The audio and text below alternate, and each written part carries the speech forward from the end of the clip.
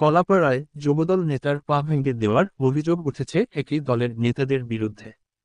পটুয়াখালীর কলাপাড়ায় ধুলাসার ইউনিয়ন যুবদলের ক্রীড়া ও সাংস্কৃতিক বিষয়ক সম্পাদক রাকিব বিশ্বাসকে বেধড়ক পিটিয়ে রক্তাক্ত জখম করেছে ইউনিয়ন যুবদল, ওয়ার্ড যুবদল ও ছাত্রদল নেতারা।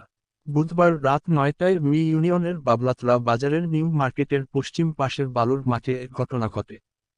এ সময় পিটিয়ে রাকিবের বাম পা ভেঙে দেয়া হয়। এছাড়া মাথা সহ শরীরের বিভিন্ন স্থানে কুপিয়ে মারাত্মক জখম করা হয়।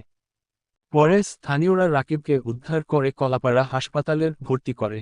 বর্তমানে শরীরের যন্ত্রণা নিয়ে যুবদল নেতা হাসপাতালের বিছানায় কাতরাচ্ছেন।